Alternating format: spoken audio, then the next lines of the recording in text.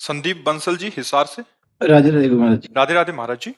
महाराज जी, जब जाप शुरू किया है तब शरीर में अलग तरह के अनुभव हुए हैं, जैसे आज्ञा चक्र पर स्पंदन व सहस्त्रार चक्र पर अनुभूति, जिसकी अभी असीम आनंद की अनुभूति। हाँ, अभी अभी कोई स्थायी नहीं।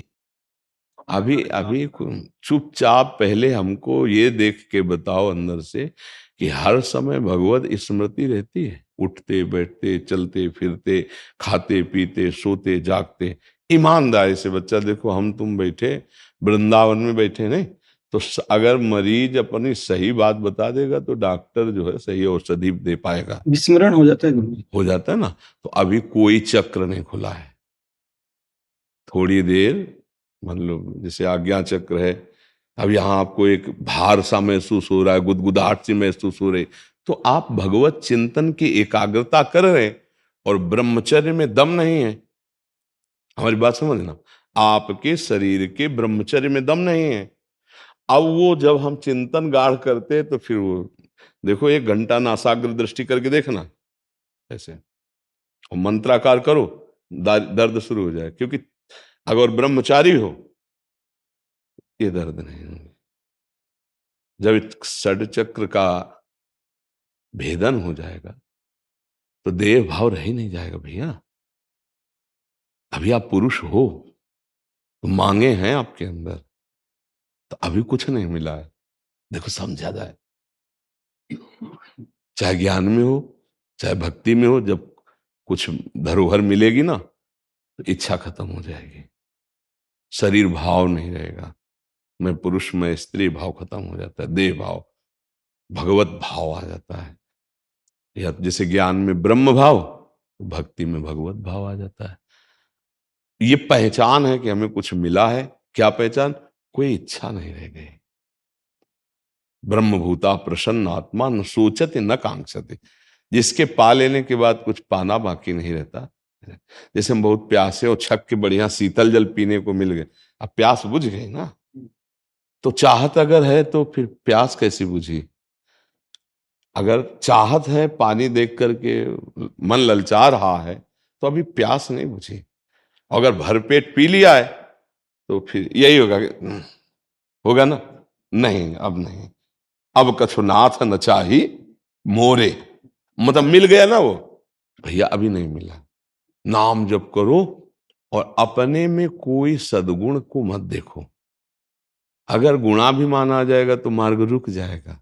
भगवान सद्गुण देते हैं तो भगवान ने दिया है, मेरे थोड़ी सद्गुण, मेरी कमाई थोड़ी सद्गुण, मेरे गुरु ने दिया, मेरे इष्ट ने दिया, तो उसका अभिमान ना आने पावे। और हर समय कोई ऐसी वासना ना स्फुरित हो, ये ध्यान रखो, जो भगवान से विमुख कर दे, पापाचरण की।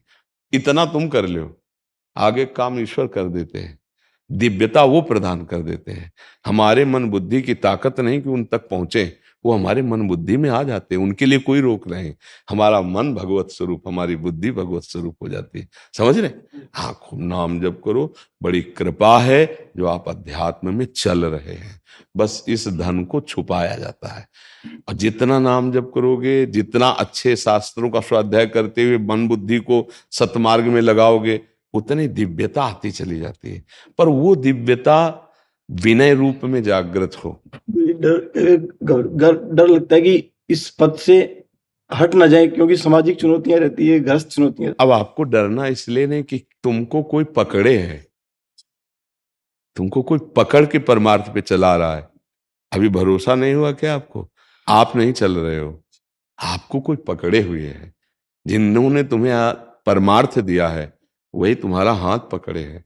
उनको पुकारते रहना। जहां तुम्हें लगे कि मैं गिरने वाला हूं तो आप देख लेना, तुरंत रोक लेंगे। करो सदा तिनके रखवारी, जिम बालक राखे महतारी। तो डरना भी नहीं कि हम गिर जाएंगे, नहीं। जब मम्मी साथ चलती है ना तो बच्चा छलांगे लगाता है, दौड़ता है। क्यों? उसको पता है गिरने से मेरी मम्मी है। और ज्यादा उद्दंडता करेगा तो डांट देंगे, धीमे चल, पास चल। वो प्रभु हमारे माँ के करो सदा तिनके रखवारी, जिम बालक राखे महतारी। ए, मम्मी तो अल्पज्ञ होती हैं, वो सर्वज्ञ नहीं है। मम्मी अल्प सामर्थ्य वाली होती है। लेकिन ये मम्मी जो है ये सर्वज्ञ है, सर्व सामर्थ्यशाली है, हमको क्या डर, अब हम क्यों गिरेंगे, हम भगवान के आश्रित हैं। तुम्हें माता च पिता तुम्हें, बस वो कह रहे माँ की तरह मैं रखवाली करता हूं, तो हमको बेटे की तरह बने रहना है। अगर टॉफी का मन होता है, दुकान देखी तो मम्मी की अंगुली पकड़ के मम्मी की तरफ देखता है तो कहती क्या टॉफी नहीं। समझ गए, मम्मी को उचित लगा तो दे दिया, और नहीं उचित लगा तो डांट लगा दी, नहीं तू ऐसे ही हर चीज को कहता रहता है। ऐसे ही ये समझना है हमको कि हम जो चीज मांगे भगवान ना दे तो समझ लो मम्मी की तरह वो देख रहे हैं कि ये खाने से इसको, ये देने से, ये वस्तु प्रदान करने इसकी बुद्धि भ्रष्ट हो जाएगी, मेरे से अलग हो जाए, वो नहीं देंगे। जिससे हमारा काम चल रहा है उतनी चलाए और खूब भजन करके भगवत प्राप्ति कर ले। ठीक है। भारत शर्मा जी। महाराज जी, आपके चरणों में कोटि कोटि प्रणाम। महाराज जी, मेरा प्रश्न है कि मैं जब भी मंदिरों में दर्शन करता हूं तो मेरा मन व्याकुल हो जाता है, तब मेरे मन में रोने का भाव प्रकट होता है। ये भाव किस कारण से होता है, मुझे उसका कारण क्या है ये जानना है। पाप ज्यादा होने के कारण हो रहे हैं या मेरी भक्ति? कहीं ना कहीं अपने प्यारे के सामने जब जाते तो चाहत तो कहीं ना कहीं छुपी उन्हीं की है, क्योंकि वस्तु व्यक्ति स्थान जहां भी हम प्यार करते हैं वो छुपे हुए बैठे उन्हीं को प्यार करते हैं। जिस शरीर से वो चले जाते हैं तो चाहे जितना प्रिय संबंधी का शरीर हो उसे फूंका ही देते हैं, जला ही देते हैं, तो गया कौन? वही भगवद अंश। हम वही अंश हैं, वो हमारे स्वामी हैं, तो अनजाने में भी हम प्यार उन्हीं से करते हैं। तो वो भगवान के सामने जो हमारा सात्विक भाव प्रकट होता है तो रोने का मन होने लगता है। ऐसा नहीं कि बराबर ही प्रकट होता रहे, कभी रजोगुण हुआ तो जाओगे रोना नहीं आएगा, पक्का बराबर। ये कोई एक स्थिति थोड़ी, आप कोई सिद्ध थोड़ी हो गए, ये तो थोड़ा सा वर्तमान का सात्विक भाव आया है तो अपने प्यारे के सामने रोने की इच्छा हो गई। कभी प्यारे के सामने गंदी बात भी आ जाएगी, देख लेना, क्योंकि स्थिति के बिना मन में 3 गुणों का प्रभाव बनता है, सतोगुण, रजोगुण, तमोगुण। कभी को बहुत बढ़िया भाव बन जाए, सब बातें समझ में आ रही, कभी को भाव बिगड़ जाए, केवल भोग ही चिंतन हो, कभी को गुस्सा आ जाए। ये अंतर अभी कोई सिद्ध थोड़ी हो गए। तो ये जैसे निद्रा, आलस्य, तमोगुण आदि की वृत्तियां, क्रोध आदि, रजोगुण भोग आदि की वासनाओं की, सतोगुणी दया, भक्ति, थोड़ा भावुक होकर के आंसू बहाना, ये सतोगुण। लेकिन ये प्रेम थोड़ी हो गया, क्योंकि प्रेम एक बार उदय होगा वो फिर प्रतिक्षण वर्धमानम, वो बढ़ता रहता है। पर वो जीवन मुक्त महापुरुषों के हृदय में काम, क्रोध, लोभ, मोह, मद, मत्सर, शरीराभिमान और अन्य इन कूड़ा करकट जो भरे हुए हैं, इनके बीच में प्रेम उदय नहीं होता, पहले इनको साधना के द्वारा हटाया जाता है। ये थोड़ा सात्विक भाव है, पर इसका हम कोई गुण में ना ले कि मतलब, पक्की बात समझ लेना। आप लोग मतलब तो गृहस्थी में अपने लोग जैसे चाहे, कभी को इतना भाव आया कि प्रभु के आगे रो रहे हैं, प्रभु के लिए रो रहे हैं, और कभी इतना भाव बिगड़ गया कि भोगों के लिए रो रहे हैं। नहीं, प्रभु के आगे भोगों के लिए प्रभु प्यारे नहीं लग रहे, भोग संसार प्यारा लग रहा है, संसार के संबंध प्यारे लग, तो अभी थोड़ा मन में छल है, कपट है। ये निश्चल और निष्कपट निर्मल होकर प्रभु को समर्पित हो जा, फिर आंसू बहे, वो स्थायी आंसू हैं। अभी हम इन आंसुओं का विश्वास नहीं करते, क्योंकि ये कहीं भी किसी के लिए भी निकल पड़ते हैं। नहीं, अभी प्रेम के आंसू काट डाले जाएं तो भी नहीं निकलेंगे, ध्यान रखना। जिनके हृदय में प्रेम के आंसू प्रकट करने की सामर्थ्य है, वो हर कष्ट सहेंगे, उसमें आंसू नहीं आ सकते। वो रोएंगे तो सिर्फ प्रभु के प्रेम में रोएंगे। लेकिन अपने लोगों की ऐसी स्थिति तो नहीं है, तो इसके लिए हम उसे प्रेम तो कह नहीं सकते। थोड़ा सतोगुण का भाव आ गया और बढ़ाना चाहिए इसे। नाम जप करे, भगवत लीला गुणानुवाद सुने, खूब बार बार दर्शन करे और इस भाव को बढ़ाए और अपने को सबसे छोटा समझे, तो प्रेम प्राप्त हो ही जाएगा, क्योंकि हम भगवान के अंश हैं और इसी प्राप्ति के लिए हमें मानव देह मिली। हम खूब भजन करें, अच्छे आचरण करें। अभी इसको कुछ माने नहीं, जैसे हम थोड़े से सात्विक भाव को तो मान लिया कि हम में सद्गुण आ गया, लेकिन कितने दुर्गुण है ईमानदारी से देख के बताओ, अंदर है ना। तो अब हम कैसे मान लें कि ये सद्गुण है, क्योंकि इस सद्गुण के आते सारे दुर्गुण नष्ट हो जाते हैं। प्रेम प्रेम है सूर्य, दुर्गुण है अंधकार। जैसे सूर्य उदय होने के पहले ही अंधकार नष्ट हो जाता है, ऐसे प्रेम उदय होने के पहले ही निर्वासनिक चित्त हो जाता है। जहां सूर्य उदय हुआ तो अंधकार का नाम नहीं रहेगा। अगर हमारे अंदर प्रेम उदय हो जाए तो काम, क्रोध, लोभ, मोह, मद, मत्सर ये नहीं रहेंगे। प्रेम का एक स्वतंत्र अस्तित्व है, तो हम इसे प्रेम तो नहीं कह सकते, क्योंकि छिनय घटे छिन बढ़े सो तो प्रेम न होए, अघट प्रेम पिंजर बसे, प्रीति कहावे सोए। क्षण क्षण में भाव बदल रहे हैं, अभी प्रीति नहीं। प्रीति तो अघट एक रस भगवदाकार। वो चाहे मंदिर जाए और चाहे ना जाए, वो जहां भी खड़ा है वो उन्हीं प्रभु के प्यार में है। कोई क्रिया कर रहा है या चल रहा है, खा रहा है या पी रहा है, या वो हर समय उन्हीं के प्यार में रहता है, एक रस भगवद रस में। तो हमको वहीं पहुंचना है। तो नाम जप करें, लीला गुण श्रवण करें, सबकी सेवा करें और सबका फल मांगे कि प्रभु से प्रेम हो जाए। उसको हम प्रभु के प्रेम के लिए, तो वो साधन भजन प्रभु स्वीकार करके हमें कृपा करके प्रेम दे देंगे। ठीक है। डॉक्टर नीलेश गुप्ता जी। राधे राधे जी। राधे राधे महाराज जी। महाराज जी, जब कर्म ही पूजा है तो क्या हम अपना अपना कार्य निष्ठा और कर्मठता से करके प्रभु की प्राप्ति नहीं कर सकते? अच्युत भाव, भगवत भाव। केवल कर्म करोगे तो उसे तुम्हें भोगना पड़ेगा, और दो प्रकार होते हैं उसके। एक होता है निषिद्ध कर्म, पाप कर्म, और एक होता है पुण्य कर्म, विधि कर्म, जिसका शास्त्र विधान करते हैं। और अवश्य में वो भोक्तव्यम कृतम कर्म शुभाशुभम। कर्म तो भोगना पड़ेगा, भगवत प्राप्ति तो नहीं होगी इससे। इसी कर्म को जब हम भगवत भाव में कर देते हैं तो कर्म योग हो जाता है। कर्म योग से भगवत प्राप्ति हो जाएगी, केवल कर्म से नहीं। समझ पा रहे हैं? योग कब होता है? जो कर्म भगवान को समर्पित कर दिया जाता है और हर समय भगवान का नाम जप किया जाता है। तेषाम सतत युक्तानाम भजताम प्रीतिपूर्वकम तो ददामि बुद्धि योगम तम ये नुमाम उपयांति थे।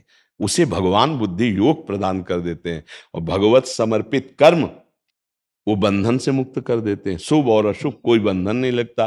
केवल कर्म करना तो उससे बंधन प्राप्त होगा। चाहे सोने की जंजीर से आपको बांध दें खंभे में, या लोहे की जंजीर से, बंधन तो दोनों में हुआ। तो शुभ कर्म का बंधन पुण्य लोकों को ले जाएगा, भोगवा के फिर मृत्यु लोक लाएगा। पाप कर्म का बंधन नरक आदि ले जाएगा, फिर वहां से लाएगा। तो दो प्रकार के कर्म जीव से सदा होते रहते हैं। अब हमको इन कर्मों के बंधन से मुक्त होने के लिए कर्म योग का अनुष्ठान करना पड़ेगा। जो तुम्हारे अंदर ज्ञान है, जो तुम्हारे अंदर बल है, ये स्वीकार करो श्री भगवान का दिया हुआ है।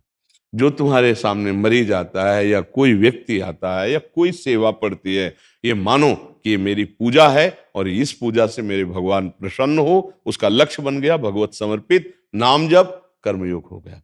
अगर नाम जप भगवत स्मरण नहीं है, भगवत समर्पित नहीं है, तो वो कर्म योग नहीं होगा, कर्म होगा, कर्म का भोग होगा। बार बार जनना मरना, ये हमारे कर्म के भोग हैं। ये मिट नहीं सकते, इससे नहीं मिट सकते। पर इसी कर्म को भगवत अर्पित कर दे, नाम जप करते हुए करे, तो इसी ये योग बन जाएगा और ये आपको मुक्त कर देगा। इसमें जोड़ना पड़ेगा। भगवत प्रेरित बल से भगवत सेवा कर रहा हूं और नाम जप कर रहा हूं, कोई पापाचरण नहीं, तब वो भगवान को प्राप्त हो जाता है। समझ पा रहे हो आप? इसमें कोई संशय आपको? हाँ, ठीक है। श्याम सुंदर पाठक जी, नोएडा से। राधे राधे महाराज। राधे राधे महाराज जी।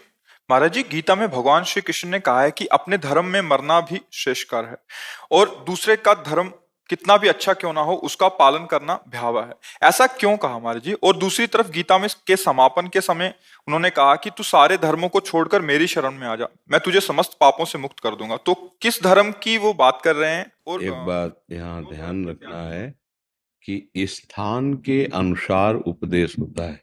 एक स्थान की बात दूसरे स्थान से नहीं जोड़ सकते। जैसे सांख्य योग का वर्णन किया, कर्म योग का वर्णन किया, भक्ति योग का वर्णन किया, तो इनमें कुछ अलगाव है ना साधन में, तभी तो अलग अलग वर्णन किया, नहीं तो एक ही बात कह देते। ऐसे उपासक की स्थितियां होती हैं और भगवान जगत गुरु बोल रहे हैं। तो जिसकी स्थिति सर्वधर्मान परित्यज की नहीं है, क्योंकि जितने भी धर्म हैं वो सब लोक धर्म हैं। जैसे गोकर्ण जी अपने पिता को उपदेश करते हैं तो कह रहे हैं धर्मं भजस्व सततम त्यज लोक धर्मान। बोले धर्म का सतत भजन करो। तो प्रश्न उठता है किस धर्म का? बोले लोक धर्म का त्याग करके भागवत धर्म का, प्रेम धर्म का। इसका परिचय कैसे मिलेगा? सेवन सदा साधु पुरुषां जहि काम तृष्णाम। संतों का संग करो, उनका सेवन करो। सेवन का मतलब उनकी आज्ञा का पालन करो। और उनकी आज्ञा के पालन करने में कामना और भोगों की तृष्णा ये बहुत बाधा पहुंचाती है। काम कामना और भोगे हुए भोगों को पुनः भोगने की इच्छा का नाम तृष्णा। सुने हुए, पढ़े हुए, देखे हुए भोगों की प्राप्ति का जो चाह होती है उसे कामना कहते हैं। बोले जहि काम तृष्णाम। अगर संत सेवन कामना और तृष्णा का त्याग करके हो तो पता चल जाएगा कि भागवत धर्म किसे कहते हैं। आप स्थित हो जाएंगे लोक धर्म का त्याग करके भागवत धर्म में। अब हम जब संत संग मिला और कामना के त्याग की बात सोचना जहां शुरू किया तो हमें अपना गुणाभिमान हो जाता है। इसीलिए आगे कह दिया, जहां कोई साधक सच्चे मार्ग का पथिक बनता है तो सबसे पहला दोष पैदा हो जाता है गुणाभिमान। उसका परिचय क्या होता है? वो दूसरों पर दोष देखने लगता है। तो इसलिए आगे सावधानी के जय काम तृष्णा अन्यस्य दोष गुण चिंतन मासु त्यक्त्वा। किसी के भी गुण या दोष नहीं देखने, उनका त्याग कर दे। बोले सेवा कथा रसमहो नितराम पिबत्वम। नाम जप करे, ठाकुर सेवा, समाज सेवा भगवत भाव से इस सेवा अमृत का पान करे। अब जहां लोक धर्म में है तो बोले तुम जिस वर्ण आश्रम व्यवस्था में हो, भले उस तुम्हारा छोटा धर्म कहा जाता है लेकिन तुम्हारे लिए सर्वश्रेष्ठ है। ये कहां बात कर रहे हैं? लोक धर्म के लिए। अच्छा, अब जब इसी को अध्यात्म में उतारते हैं लोक धर्म का, पर धर्म भयावह। तो ये शरीर पर है ना, इसी से तो भय प्राप्त हो रहा है मृत्यु का। तुम्हारी कभी मृत्यु हो ही नहीं सकती। तुमने पर को स्व मान लिया, स्व को पर में तन्मय कर दिया। अब भयावह। स्वधर्म में स्थित होने का मतलब स्वस्वरूप। स्वरूप क्या? निर्विकार चिदानंदमय। वो अमृतमय है, अपने स्वरूप में स्थित होकर शरीर छूटा, वो जीवन मुक्त है, वो अमृत है। और जब पर धर्म में शरीर छूटा तो भयावह, फिर दुर्गति है। पुण्य हुए तो स्वर्गलोक गए, पाप हुए तो नरक गए। पाप पुण्य दोनों बच करके फिर इसी मृत्यु लोक में आ गए। भयावह है ना पर धर्म। देखो, इसको हम अध्यात्म में बता रहे हैं, जब व्यवहार में बताएंगे तो वर्ण आश्रम व्यवस्था जो भी शास्त्र के अनुसार आपका कर्तव्य धर्म है, जैसे आप किसी के पति हैं, किसी के पुत्र हैं, किसी के पिता हैं, किसी के भाई हैं, और भी संबंध है, ये सब लोक धर्म के अंतर्गत आता है। इसका पालन करना चाहिए। लोक धर्म का पालन करने वाला ही आगे चलकर परम धर्म का परिचय जान जाता है। जब परम धर्म का परिचय प्राप्त होता है तब ये आता है सर्वधर्मान परित्यज्य। कौन से लोक धर्म? अब मैं न किसी का पति हूं, न किसी का पुत्र हूं, न किसी का रिश्तेदार, न किसी का नातेदार। मैं एकमात्र प्रभु का दास हूं, मैं एकमात्र प्रभु का मित्र हूं, मैं एकमात्र प्रभु का प्रिय हूं। ऐसे भाव आ गए तो सर्वधर्मान परित्यज्य आ गया ना। पति धर्म, पुत्र धर्म, कितने धर्म का स्वरूप। अब वो सब धर्मों का त्याग करके एकमात्र भगवान की शरणागति धर्म अर्थात भगवद आश्रय धर्म। अब किंचन मात्र भी वो दुर्गति को प्राप्त नहीं होगा, भय को प्राप्त नहीं होगा, कोई पाप नहीं बचेगा। भगवान भस्म कर देंगे, कह रहे अहम त्वाम सर्व पापेभ्यो मोक्षयिष्यामि मा शुचा। कौन? जो सब लोग धर्मों का त्याग करके भगवान के भरोसे आश्रित हो जाता है। भगवान कहते उसके पाप सब मैं नष्ट कर देता हूं और उसको शुचा परम पवित्र स्थिति प्रदान करता हूं। आप समझ पा रहे? इसमें कोई संशय आपका? जी। शैलेश कुमार द्विवेदी जी। जी। गुरुदेव भगवान, आपके चरणों में कोटि कोटि नमन। गुरुदेव भगवान, जीवन उपार्जन के लिए लोगों का उपचार करता हूं। मेरा संशय मेरे पेशे से संबंधित है। श्री जी की कृपा से ये ज्ञात हो जाता है कि मरीज का जीवन कुछ समय का ही शेष है।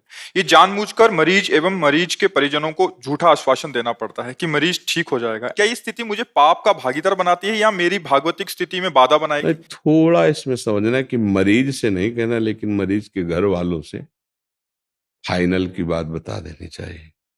मरीज से नहीं बतानी चाहिए, क्योंकि वो व्यर्थ में दुखी होगा, चिंतित होगा। और डॉक्टर का कर्तव्य भी ऐसा नहीं, डॉक्टर का एक कर्तव्य होता है वैद्य का कि पहले वचन रूपी औषधि से उसे पुष्ट करे।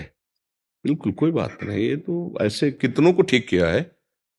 वो कल पधार जाएगा आपको पता है, लेकिन आपको कितनों आप बिल्कुल चंगे हो जाएंगे। आप पहले वचन की औषधि दी, फिर उसे औषधि, लेकिन घर वालों को बता मामला सीरियस है, आपको मतलब इनकी सेवा करनी चाहिए, इनका कुछ ही दिनों का।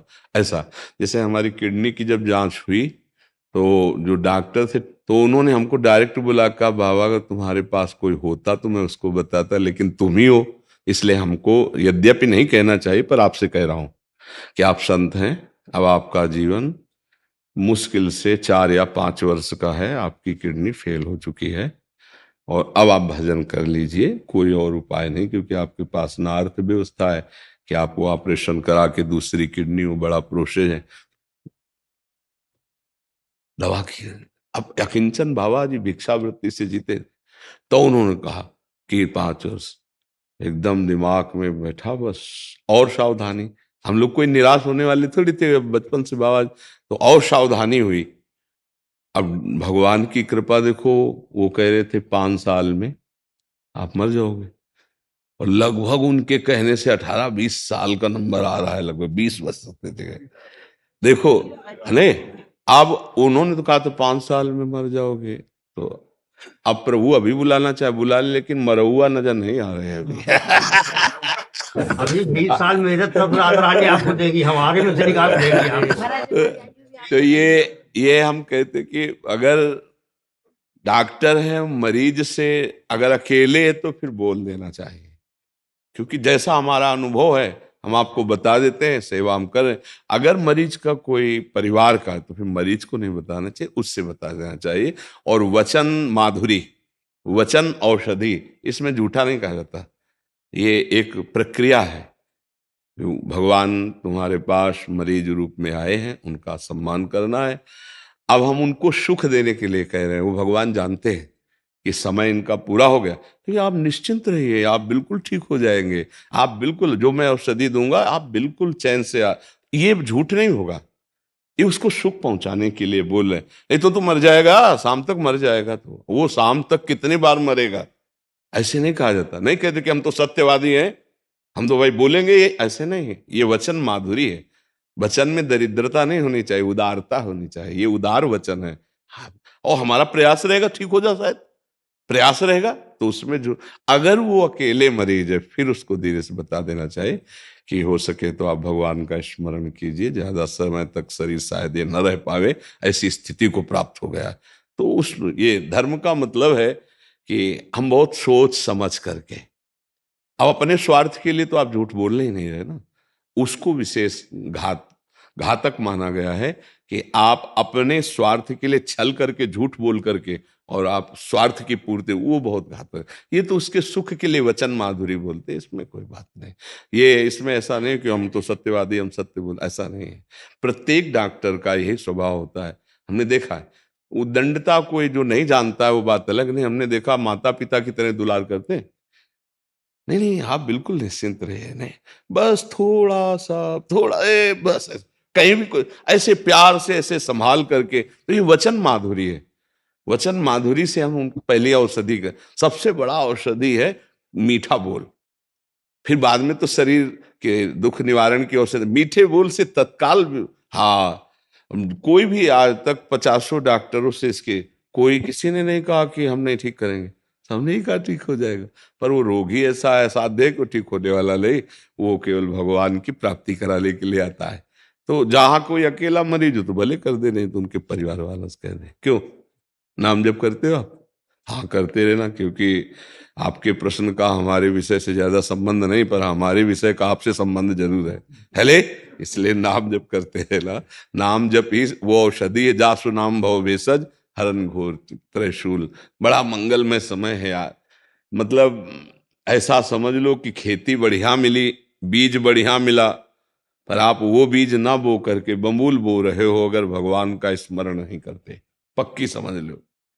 हम बहुत हृदय से बात कहते हैं कि आप चाहे जितना धन कमा लो, चाहे जितने बड़े पद में पहुंच जाओ, चाहे जो व्यवस्था कर लो, जब तक श्री भगवान का आप भजन नहीं करेंगे, चिंतन नहीं करेंगे, तब तक चिंता, शोक, भय, दुख, मृत्यु इससे नहीं बच सकते। क्यों भाई? कोई है उपाय से बचने का? एकमात्र भगवान का आश्रय।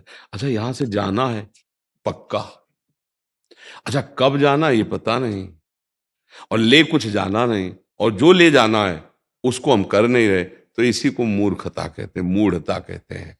जिस समय आपको ये पता चल जाएगा कि यहाँ की हर वस्तु झूठी है, छूटने वाली है, तो आपको भगवान का नाम प्रिय लगने लगेगा।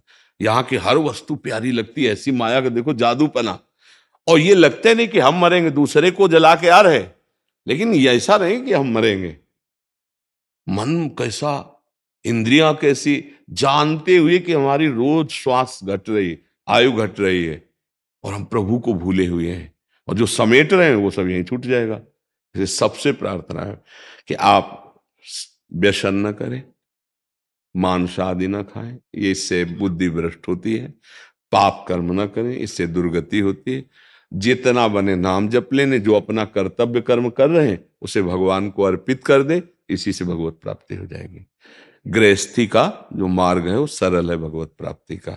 विरक्ति का बड़ा कठिन मार्ग है। तो भगवान ने इसीलिए आप लोग जैसे गृहस्थ है तो कृपा करके भेजा है। नहीं यहाँ काय को आए भाई, पैसा लगाए हो सब, यहाँ कुछ मिलता तो है नहीं प्रगट में, यहाँ तो केवल वचन मिल रहे हैं।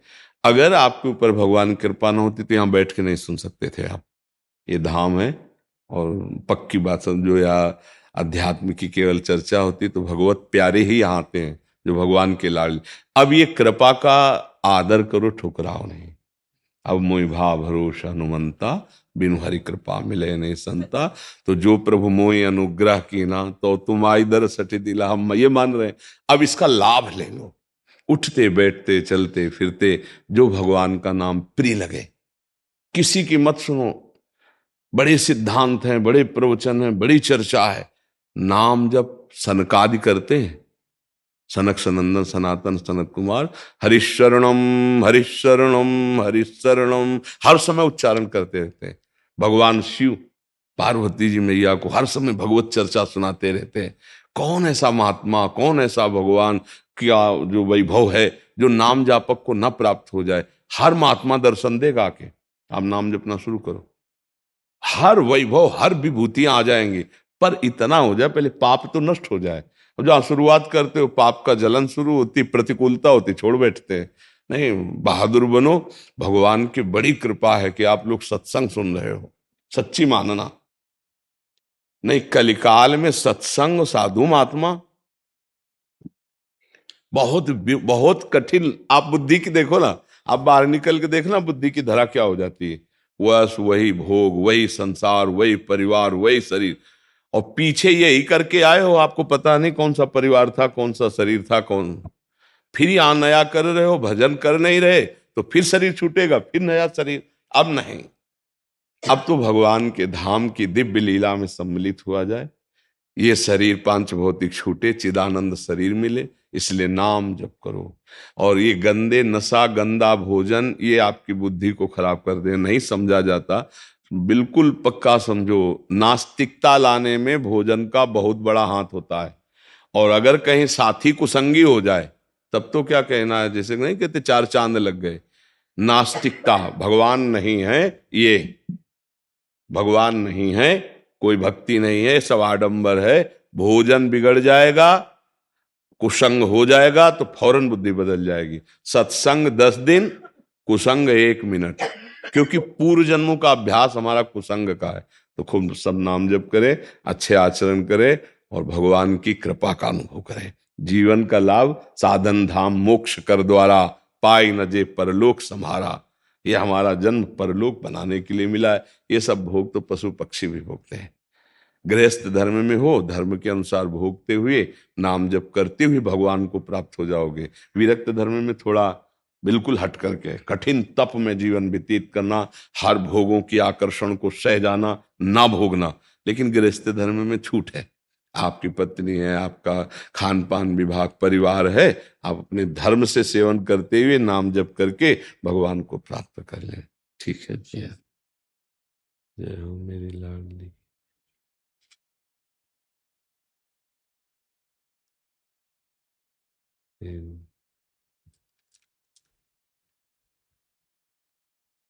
कहाँ लीला अनुकरण? महाराज जी आपसे चर्चा हुई थी पहले यहाँ मल्लुपीठ गौशाला बरसाने करने का विचार था पिताजी की स्मृति में। जी तो मल्लुपीठ वाले महाराज से चर्चा हुई तो उन्होंने कहा अपना हॉल तैयार हो गया है, तो हॉल में 2,500-3,000 व्यक्ति बैठ सकते हैं। अच्छा, और वातानुकूलित है, तो उसमें हॉल महाराज जी ने दे दिया। फिर हमने कहा महाराज जी आप कर रहे तो एक और है कि जो दर्शन करेंगे उसकी चर्चा आप 2 घंटे कर दें। तो महाराज जी की चर्चा भी है उसमें। जैसे मंगला होगी तो मंगला से पहले चर्चा हो जाएगी, सुबह के याम में तो शाम को चर्चा, अष्टयाम के अनुसार चर्चा। हाँ, बहुत सुंदर, बहुत सुंदर। और महाराज जी इसमें पिताजी का जैसे आपके आशीर्वचन है, संतों के आशीर्वचन एक संग्रह करके एक छोटा सा ग्रंथ बहुत बहुत सुंदर है। 29 तारीख को विमोचन भी है हमारे जी। और उसमें अब एक मन में भाव आया, प्रेरणा कंगवा तो श्री जी हैं, इसमें 8 महापुरुष रखे हुए हैं हमारे जी। तो मन में ये भाव था सब संत जो है सहचरी स्वरूप है, तो उनका सहचर्य 8 संतों का सहचर्य रूप में प्राकट है, उनका मूल रूप भी रहेगा। जैसे पूज्य राधा बाबा भाई जी हैं तो मूल रूप भी रहेगा उनका, और मूल में और उनका परिचय जैसे दिया जाएगा मंच के माध्यम से, तो उसमें से सहचरी का प्राकट हुआ। और उन्होंने कुछ गायन किया या कुछ संवाद किया, पात्र बने स्वरूप रहेंगे, और सहचरी प्राकट होकर के प्रिया प्रीतम के युद्ध में सम्मिलित हो गई। 8 संतों से 8 सहचरियां प्रकट हुई और वो प्रिया प्रीतम सम्मिलित हो गई, और सम्मिलित हो गई तो वो दृष्टा भी हैं। एक स्वरूप जो स्थूल स्वरूप है उनका वो तो दृष्टा भी, और निस्वरूप जो है सेवा में अर्पित। तो भूमिका लीला में प्रस्तुतिकरण होगा। अच्छा, प्रारंभ में रास के प्रारंभ। अब स्थूल स्वरूप जो है वो तो त्रोहित हो गया मंगला में, और निस्वरूप रह गया। हाँ, सहचरी स्वरूप से 8 रुपए। बहुत बहुत सुंदर, सुंदर, बहुत सुंदर, बहुत सुंदर है। अच्छा, हमने पढ़ा भी कहीं नहीं, प्रेरणा इन्होंने की। तो चर्चा जब हुई कि ये ऐसा मन भाव है, मल्लुपीठ वाले महाराज जी से पथमेड़ा वाला महाराज जी, तुमने पढ़ा कहीं से देखा? नहीं, मन में ही आया। तो ऐसा पूज्य स्मृति 8 संतों की सुनी, और व्यास गद्दी जो करेंगे उनके प्रतीक रूप में पिताजी जो है प्रणाम करके, प्रतीकात्मक प्रणाम करके वो व्यास गद्दी। बहुत सुंदर। वो प्रियाजू ही देती है। भावोत्सवेन भजताम रस कामधेनुम, जैसे आप बताए ना, ये पढ़ी लिखी बात नहीं होती, ये प्रियाजू भाव प्रेरित करती है। जैसे स्वामी जी महाराज ना जिस समय खड़े होते थे ना, तो पहले के श्री राम शर्मा कुछ और होते थे, और जिस समय युगल सरकार को प्रणाम करके खड़े होते थे ना, तो खुद एक सहचरी है। आप गौर से, आपके पिता हैं इसलिए शायद उस दृष्टि से ना देखा हो, आप देखना उनके हमने तो बहुत गौर से देखा है कि स्वामी जी महाराज स्वयं में एक सहचरी है। तो वही भाव आपके अंदर, मतलब ऐसे महापुरुष के आप पुत्र हैं, तो वही भाव आपके अंदर प्रियाजू दे रहे हैं। और ये अक्षरशः सत्य भाव, जो आप ऐसा भाव केवल प्रियाजू से ही आ सकता है कि किसी देहधारी महापुरुष के प्रति ऐसा भाव करके, सहचरी का प्रादुर्भाव करके, फिर उसकी सेवा में वास्तविक जो है यही स्वरूप है। हमारे अपने आप ही उन्होंने किशोरी जी ने कृपा की। हाँ, वही ना कोई कुछ, ना कोई न भजन, ना पाठ, कुछ नहीं, उन्होंने कृपा। देखो महाराज जी, आप लोग आश्रित जन हैं। अभी संत जन जो आए थे उनसे यही कहा था कि भगवान को भजन से या साधना से हम खरीद लें, ऐसी बात नहीं है। वो संख्या से कभी खरीदे नहीं जा सकते। जिस समय उपासक आश्रित हो जाता है, वो अंदर का विषय होता है। आश्रय जहां हुआ उसको भगवत प्राप्ति हो जाती है। तनुवांग मनोभी रमले सोहम तवै वाश्रिता। वो ये जो आप अंदर से हमारे युगल सरकार रासेश्वर की शरण में हो, अब आपके लिए कुछ दुर्लभ नहीं है। ये आपने आश्रय जो अंदर बैठाल रखा है प्रिया प्रीतम का, ये सब अंदर से भाव ज्ञान सब परम पद इसी में। स्वामी जी महाराज की जो परमहंस स्थिति आखिरी में थी, आप पुत्र हैं तो शायद उस बातों को न पकड़ते हो, मतलब ये एक बहुत अच्छे सिद्ध महापुरुष के लक्षण स्वामी जी में प्रकाशित हुए थे। ये तो करुणा करके वो बोल देते थे, इसलिए समझ में आ जाता था कि इनकी स्थिति कहाँ है। नहीं तो जो परमहंस अवधूत बाल अवस्था को प्राप्त हो जाते हैं भाव के, वो स्वामी जी की स्थिति थी। तो वो अंश तो आपके अंदर है ना, वही प्रकाशित हो रहा है। और हम यही चाहेंगे कि स्वामी जी के पद चिन्हों में बढ़ते हुए आप हमारे समाज को रास रस प्रदान करें, जिसके बल से लाखों भूले हुए जीव प्रिया प्रीतम के अनुरागी बनते हैं। सच्ची कहते हैं, अगर परिस्थिति महाराज जी अब इस विधा को चलाना बड़ा कठिन कार्य। क्योंकि आधुनिकता इतनी फैल चुकी है कि लोगों की भावनाएं। मैं तो श्री चरण में ये भी निवेदन करना हूँ, 2025 में शरद पूर्णिमा को विश्राम लेने का मन है, ब्रज में ही रहना कई बार जाना। हाँ है तो बाहर का बहुत माहौल महाराज जी बहुत ऐसा हो गया, आधुनिकता इतनी हो गई, इतने सीरियल आ गए हैं कि जिसको मतलब जो एक ये रासलीला आदि जो तो ईमानदारी से समेट के रह गया। बिल्कुल बिल्कुल। हाँ और आगे चल के महाराज जी और सिमट जाएगा। हाँ, महापुरुष जो मर्यादा से राधा न करने की भी महाराज जी, जो वो जो है ना प्रस्तुतिकरण, किसी की निंदा नहीं कर रहे। हाँ हाँ बिल्कुल। उनका जब तक अपना जीवन पवित्र न हो, जब तक बड़ा कठिन। हाँ जो बिल्कुल। कराने वाले हैं या हाँ, जो सुनने वाले हैं, बहुत जैसे यहाँ सुंदर, हुआ था तो बहुत, महाराज जी हाँ। आप बैठे थे पूज्य बिल्कुल। गुरुदेव। हाँ, और मरीज वास्तव में पिताजी कहते थे, इधर भगवंत बैठे हैं, इधर संत बैठे हैं, शिकंजे में रहते हैं हम दोनों के, शिकंजे में रहते हैं। बिल्कुल, वो बिल्कुल। हम अब अनुभव करते हैं इस बात को, जी, जी। जब तक संत लीला में नहीं बैठे हुए, जी। लीला में आनंद ही नहीं आता। जी जी, क्योंकि वो रसास्वादी है ना। हाँ, तो प्रिया प्रीतम भी पुलक कर रस आस्वादन कराते हैं अपने जनों को। हाँ प्राय सेवा दास की सेवा जो है जी संतों के समीप ही है, जी जी। बाहर कहीं जाने का मन भी नहीं। हाँ, वास्तविक तो बाहर मतलब स्वरूप ही नहीं समझ पाएंगे ना, वो तो नाच कूद समझेंगे। वो प्रभु के इस लीला विलास का स्वाद तो भावुक जन लेते हैं, प्रेमी जन लेते हैं। लाओ चुनरी लाओ, तीनों को ओढ़ाओ और प्रसाद दो। हम आपको देखते हैं तो हमारे हृदय में बड़ा पूज्य भाव आता है कि आप हमारे स्वामी जी के हैं। स्वामी जी की कृपा से अंतिम समय तुम्हारे ये स्थिति हुई, उनको संतों से चर्चा होती, उनकी दिखाई नहीं, हमको दिखाई नहीं दे रहे, संतों से चर्चा होती और कह दे कि संत आए, इनकी सेवा करो। माता जी से कह रहे हैं और हमको से भी कह रहे हैं। अब देखा कोई उपेक्षा कर रहे हैं लोग, कोई उठ नहीं रहे। अब उनको दिखाई दे रहे हैं, हमको दिखाई नहीं दे रहे, तो स्वयं उठे, तो स्वयं फिर खड़े खड़े चर्चा करने लगे। फिर चौक में पहुंच गए, चौक में चर्चा करने लगे। फिर अब मैं छोड़ के आता हूँ, तो दरवाजे में विदा किया और फिर उनके वियोग में रोते, उनके वियोग में रोते। फिर ऐसी स्थिति थी।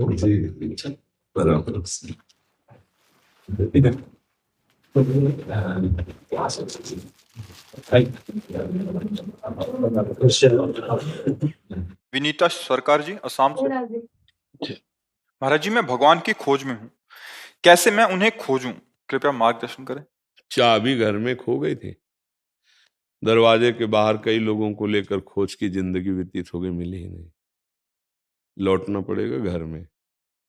भगवान की खोज करने वाले को अंतर्मुख होना पड़ेगा। संगम त्यजेत मिथुन व्रतिनाम मुमुक्षु सर्वात्मना न विसजेत बहिरिंद्रियाणि एकश्चरन्धाश्चित्तमनंत ईसे युंजीत तद्वृत्ति सुसाधु चेत प्रसंगः। यहां वर्णन करें कि जो संसार के संयोग से सुख लेने वाले लोग हैं, मिथुन मतलब दो संबंध से, जैसे रसेंद्री का भोग, जनेन्द्री का भोग, वस्तु से संयोग होता है, कहीं शरीर संयोग होता है। ऐसे जो सुखों में मगन है, इनके संग से बचे। संगम त्यजेत मिथुन व्रतिनाम मुमुक्षु, जो भगवान की खोज करता है उसे मुमुक्षु कहते हैं। मुक्त होना चाहना, भगवान की प्राप्ति करना। ऐसे लोगों के संग का त्याग करे, इंद्रियों को अंतर्मुख करे। खोजना कहाँ है? बाहर नहीं। भगवान को बाहर नहीं खोजा जाता, ध्यान रखना।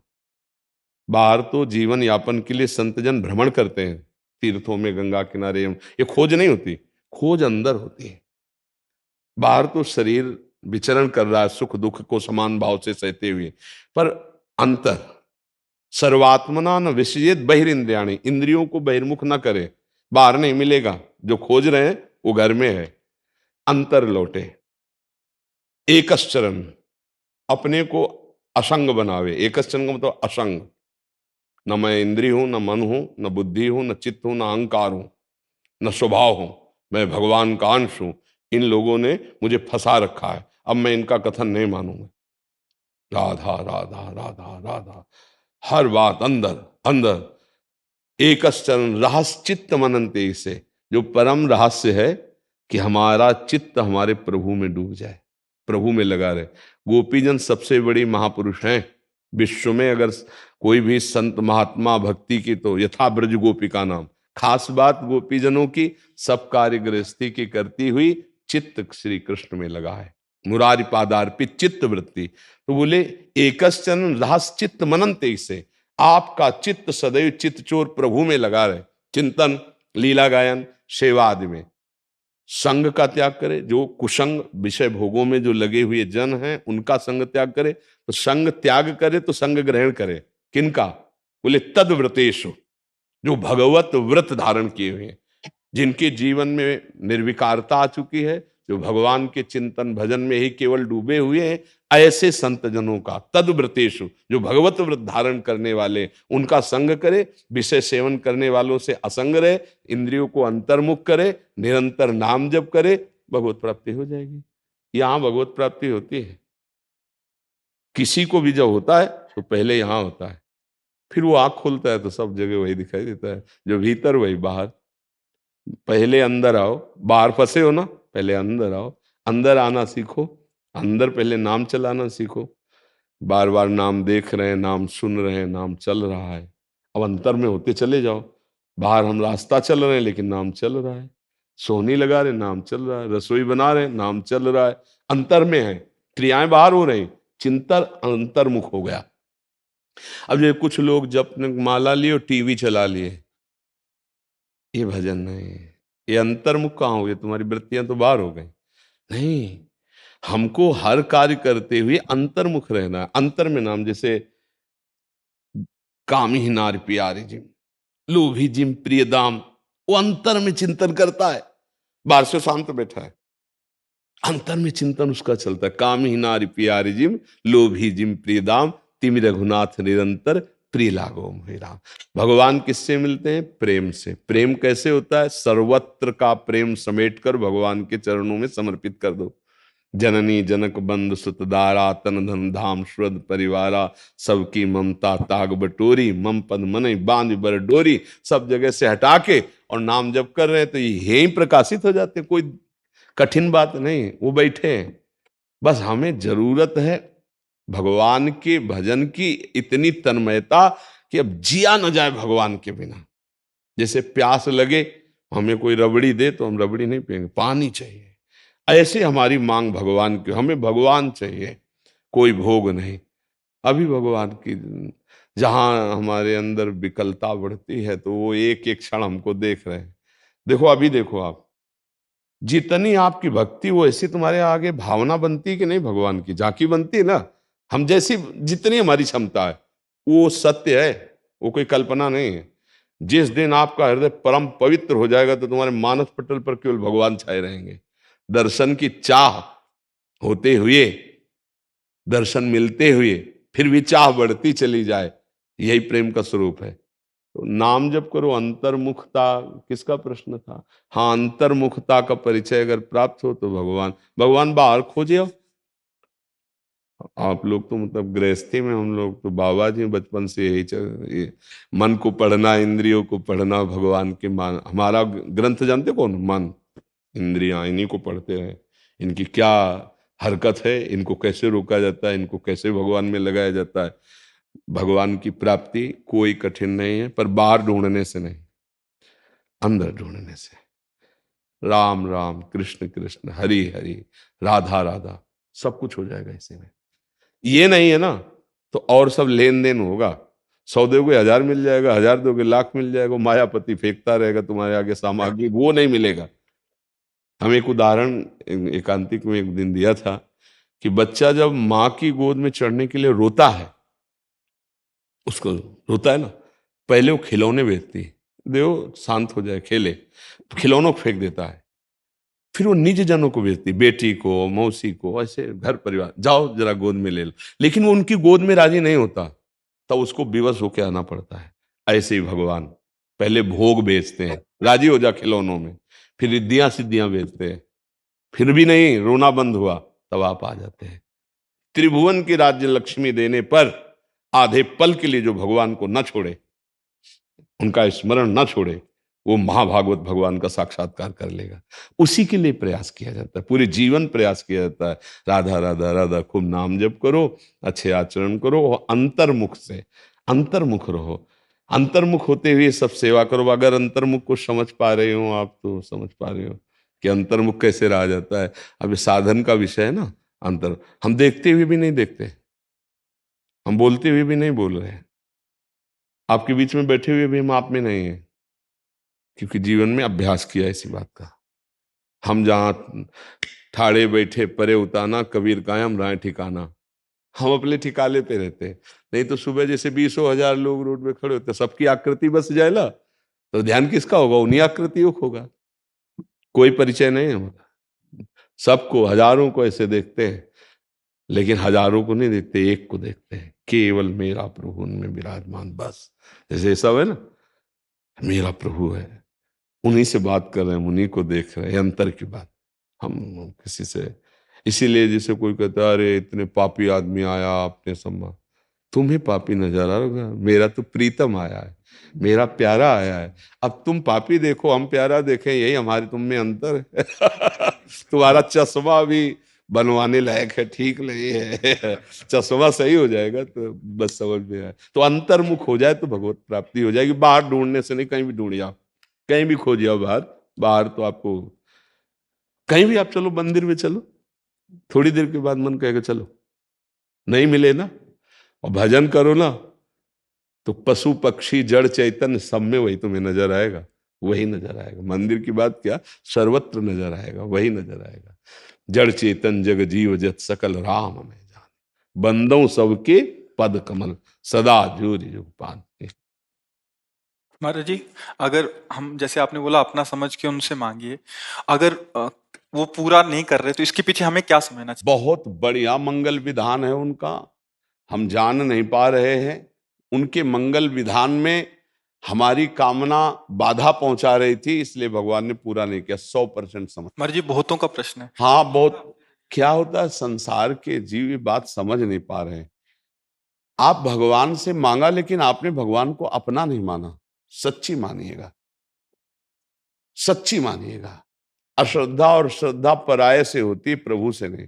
वो हमारे स्वामी हैं, वो हमारे लिए जो विधान करेंगे बहुत बढ़िया विधान करेंगे। बिल्कुल सच्ची मानिए, आप समझते नहीं। अरे बोले कैंसर हो गया, बहुत बढ़िया विधान। हाँ, अनंत जन्मों में हमने पाप कर्म किए, उसका परिणाम आज कैंसर रूप में आया। अब देख लो कि अब शरीर छूटेगा, भय सवार हो गया, तो जितनी श्वासें राधा राधा जप लो तो भगवान की प्राप्ति हो जाएगी। अगर कैंसर जैसा दुख ना होता तो भगवान की याद ना आती, भोगों में भूल जाते। ये बड़ी कृपा हुई। शरीर तो जाएगा ही, शरीर क्या केवल कैंसर से ही जाता है?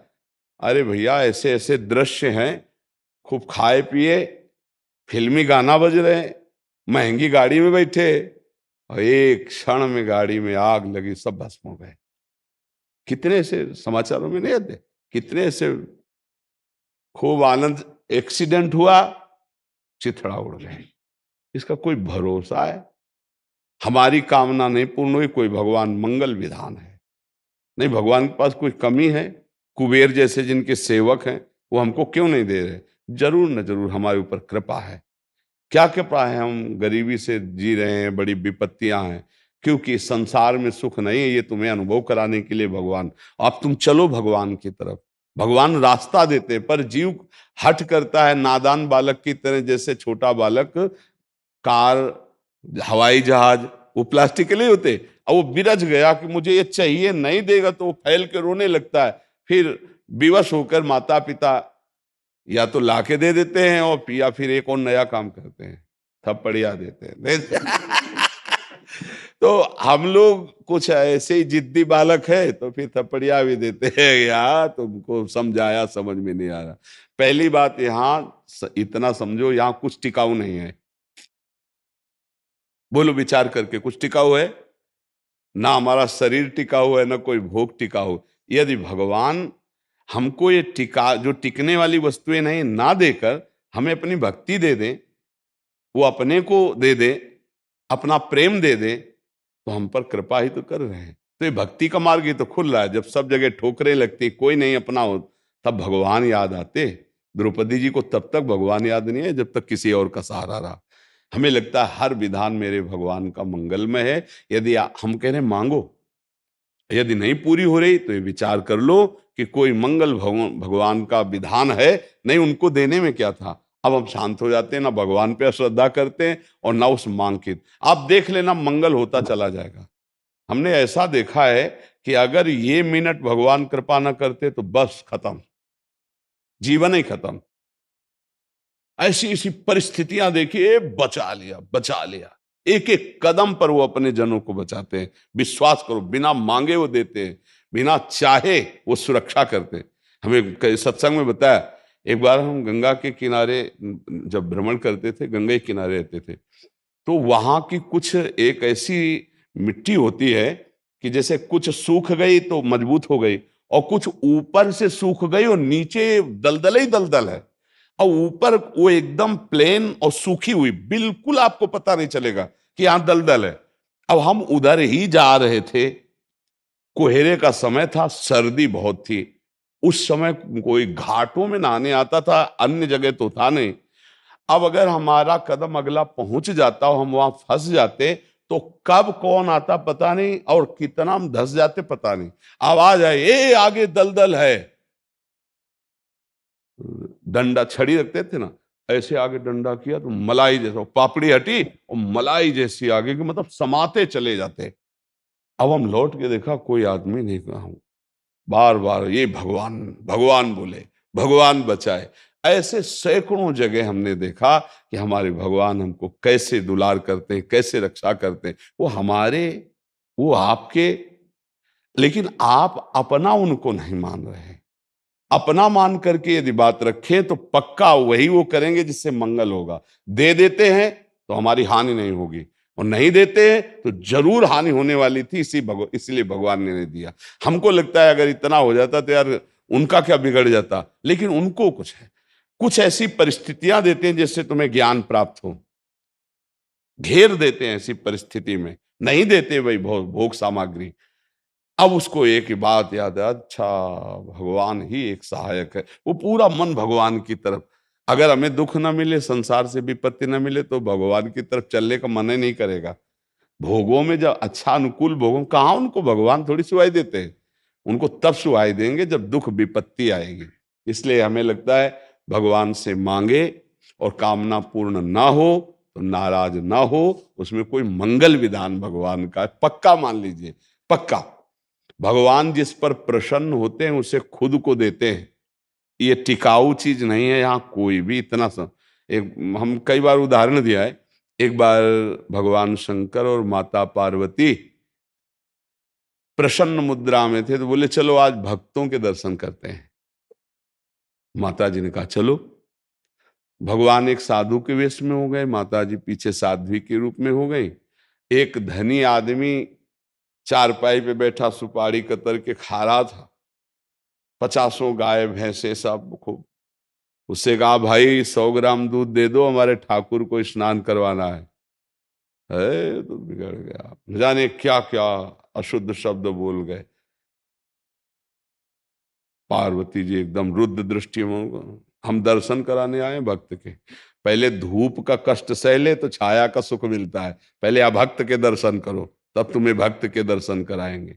हटे भगवान शिव और कहा हे भगवान श्री हरि, इसके पास जितनी संपत्ति है इससे और 100 गुना इसकी बढ़ जाए। माता जी और ढरदानी तो कहते ही, उसने 100 ग्राम दूध नहीं दिया, गाली दी ऊपर से। और ये भगवान ऐसा, फिर भगवान बोले आओ चलते हैं तुम्हें भक्त के दर्शन कराने। तो एक गांव में गए, तो फुसा की झोपड़ी थी, उसमें उसकी माँ रहती थी, एक गाय थी, जवान आदमी। गंगा जी पार्श्व में बहती थी, गंगा नहा के भजन करता, माता की सेवा के लिए मेहनत करता, और गाय जो थी 100-200 ग्राम दूध देती थी, उससे माता जी की सेवा।